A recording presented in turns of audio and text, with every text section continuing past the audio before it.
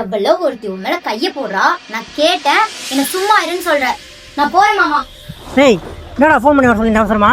நம்ம வீட்டுக்கு வேணா போய் பார்க்கலாமா? இல்லாத நேரத்துல மாமா கரெக்ட் பண்ணிட்டானா?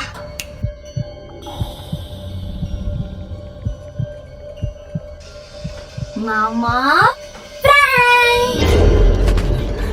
டேய் தீரன் வந்து அவன் வீட்டுக்கு என்ன கூப்பிட்டான். போய் பார்த்தா அவங்க இல்லை, எங்கே போனானே தெரில.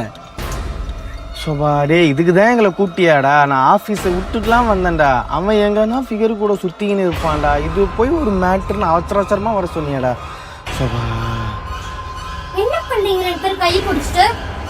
நான் இல்லாம ஒரே சந்தோஷம் உங்க ரெண்டு பேருக்கும். அப்ப நான் உனக்கு முக்கியம் இல்லை. டேய் அவன் காரணம்லாம் கூட மாட்டான். என்ன மேட்ரு முழுசா சொல்லு. அவன் வீட்டுக்கு போனால் வந்தேன். அவன் வீட்டிலேருந்தே போய் கால் பண்ணேன். ஃபோன் பண்ணால் சுவிட்ச் ஆஃப் வந்துட்டே இருக்கு. உங்கள் அண்ணன் இருக்கார்ல, செம்ம ஷார்ட் தெளிவான ஆள், உங்கள் எல்லாருக்குமே தெரியும். ஆனால் இன்னைக்கு நான் அங்கே ஓடாரு இங்கே ஓடாரு, ஒரே பதட்டமாக இருக்காரு அவரு. அந்த மனுஷன் மாதிரியே இல்லை. இன்னைக்கு ஏதோ நடக்குது, அதனால உங்களை கூப்பிட்டேன். இப்போ நான் காயோ வந்துட்டியா? நான் கூட வந்து உன்னை கூப்பிடலாம் நினச்சேன். பரவாயில்ல, நீயே வந்துட்ட. ஏமாத்திரியா மாமாவை? வா வந்து உக்காரு, வா வா. ஏதோ கோச்சு கூட சொல்லிட்டேன், சரியா? வா. டேய் இல்லடா தேவானம் அந்த மாதிரி இருக்காரு. டேய் அவர்னா ரோபோட்டாடா? எப்பயும் ஒரே மாதிரி ஃபோக்கஸ்டாக இருக்கிறதுக்கு. அவரும் மனுஷன் தான்டா. 1008 பிரச்சனை இருக்கலாம்டா. அவர் ஆள் கூட சண்டையாக இருக்கலாம். வேற டேய் இல்லடா எனக்கு என்னவோ தப்பா தெரியுதுடா. ஏய் நீ விவசாய பற்றி பேசாதா, இன்னொரு விஷயம் கேளு. அவன் காலையை விட்டு போயிட்டான். அவங்க பாட்டி வந்து எடுத்துட்டுன்னு சொன்னாங்க. அவங்க பாட்டி போய் காய் எடுத்துருவாங்கன்னு சொன்னேன். திருப்பா தேவ ரூம் எடுத்துட்டு எடுத்துகிட்டு வரேன்னாங்க. ஆனால் அவங்க தேவ ரூம் போகும்போது தேவனை வந்து தடுத்துட்டு நான் எடுத்துருவேன்னு சொல்லிட்டு அவங்கள போய் எடுத்துகிட்டு வந்தாரு. நல்லா நடிக்கிறீங்க மாமா ரெண்டு பேரும்.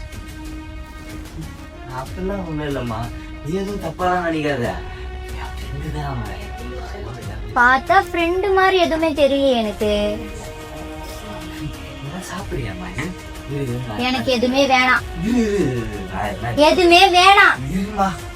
இல்லைடா, அந்த ரூம்குள்ளே ஏதோ இருக்கு. தேவன் நம்ம கிட்ட ஏதோ மறைக்கிறாரு.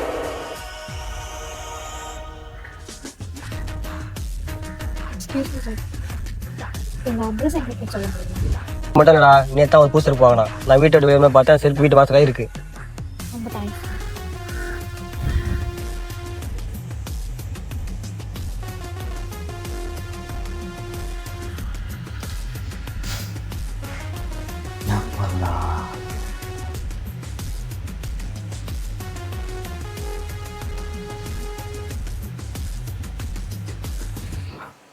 பார்த்துக்கலாம்.